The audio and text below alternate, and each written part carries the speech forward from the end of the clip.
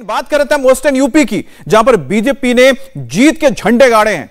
Western UP की बात की जाए तो 97 में से बीजेपी प्लस को 72 सीटें मिली हैं और एसपी प्लस को वेस्ट यूपी में 25 सीट मिली है। और यह सबसे हैरान करने वाली बात है, क्योंकि जो पूरा का पूरा कैंपेन ही शुरू हुआ था इस चुनाव में, वो यह था कि किसान नाराज हैं, जाट नाराज है और पश्चिमी उत्तर प्रदेश में बीजेपी का सुपड़ा साफ हो जाएगा। लेकिन हुआ एकदम उल्टा। बीजेपी ने यहीं से झंडे गाड़ दिए और बीजेपी ने जो जीत के लिए जो स्पीड चाहिए होती है, जो विनिंग स्ट्रीक है, वो यहीं से शुरुआत कर दी, जहां पर सबसे ज्यादा नुकसान होने का अंदेशा जताया जा रहा था। अब देखिए, आपके सामने आंकड़े हैं। टोटल सीट कितनी थी? 97। बीजेपी को कितने मिले? 72 और सपा को 25। बसपा, कांग्रेस और दूसरों को खाता ही नहीं खुला, जो अपने आप में बड़ी बात है कि जिस नैरेटिव को लेकर या जो कैंपेन लेकर योगी आदित्यनाथ के खिलाफ, मोदी के खिलाफ, बीजेपी के खिलाफ सपा उतरी थी, आरएलडी उतरी थी, अखिलेश यादव जिसको लगातार बोल रहे थे, जो किसान नेता लगा जगह जगह जाके कैंपेन करके बोल रहे थे, राकेश टिकैत का नाम भी आपको याद होगा, आखिरकार उसी इलाके में कैसे बीजेपी ने जीत के झंडे गाड़ दिए, यह अपने आप में एक बहुत बड़ी चीज है। और जब इसको और एनालिसिस किया जाएगा तब समझ में आएगा कि आखिरकार वहां पर यह करिश्मा हुआ कैसे। यूपी के फेज 2 की अब बात करते हैं। बीजेपी और एसपी में टक्कर थी। बीजेपी फेज 2 की अगर बात करते हैं तो 55 सीटें और उसमें से बीजेपी के खाते में कितनी गई? 30। 55 में से 30 सीटें। और फेज 2 में देखिए आरएलपी को, यानी कि जो सपा प्लस था उसके खाते में कितनी गई? 25 सीटें।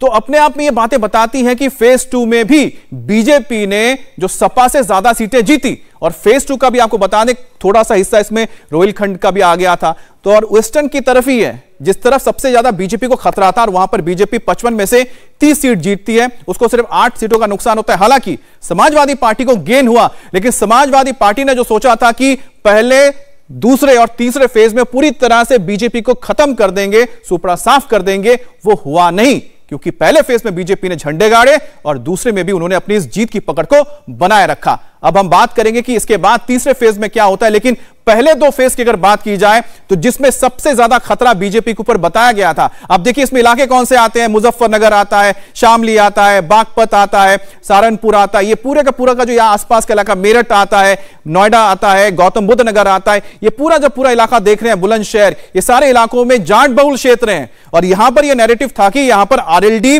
भारी पड़ने जा रही है बीजेपी के ऊपर, सपा के ऊपर, सपा और आरएलडी मिलके यहां पर बीजेपी को पूरी तरह से खत्म कर देंगे, क्योंकि जाट उन्हें वोट नहीं करेंगे, किसान वोट नहीं करेंगे। तो ऐसे में जो नैरेटिव दिया गया था और जिस तरह से किसान आंदोलन को लेकर सामने रखी गई थी सारे बातें, लोगों को भी ये लगा कि जो कई जानकार थे वो भी बोल रहे थे बीजेपी को नुकसान होगा, लेकिन रिजल्ट बताते हैं कि यहां पर हुआ उल्टा। अब बात करते हैं रोहिलखंड की, जहां पर सबसे ज्यादा मुस्लिम आबादी रहती है जिलों में।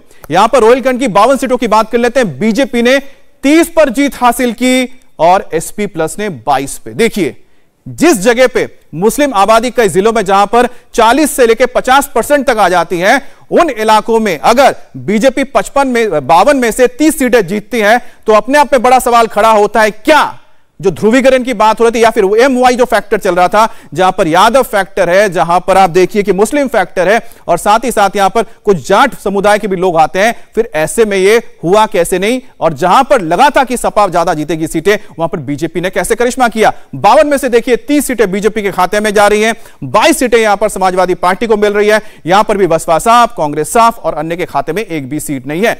तो पहले 3 फेज की अगर हम बात करते हैं तो देखिए क्या यहां पर चीजें सामने आती, पूरी की पूरी कहानी है कि आखिरकार जो शुरुआत से ही किस तरह से बीजेपी ने छक्का लगाने के लिए, कहें कि चौका लगाने के लिए जो बैट उठाया था, वो पूरी तरह से बैट घुमा भी और बाउंड्री के पार बॉल गया भी।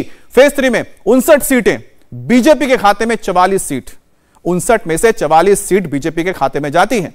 और यहां पर बीजेपी को देखिए 5 सीटों का सिर्फ नुकसान उठाना पड़ा है। और जो तीसरा फेज था, तीसरा फेज इसलिए भी अहम हो जाता है कि इसमें थोड़ा सा बुंदेलखंड का इलाका आ रहा था, थोड़े से और जगह के इलाके आ रहे थे, और इन इलाकों में बीजेपी को उम्मीद थी कि तीसरे फेज से हमारी शुरुआत होगी। पहले 2 फेज बीजेपी का यही था कि पहले 2 फेज जो आने वाले हैं, इन 2 फेजों में सब बता रहे थे जानकार कि 2 फेज बीजेपी के लिए नहीं है, लेकिन तीसरे फेज से बीजेपी आएगी। लेकिन पहला, दूसरा और तीसरे में भी देखिए कि बीजेपी ने अपने बढ़त को बना के रखते हुए आगे बढ़ती रही। इंडिया टीवी हर वक्त हर जगह डाउनलोड करने के लिए सर्च करें India TV news Google play store या ऐप स्टोर पर।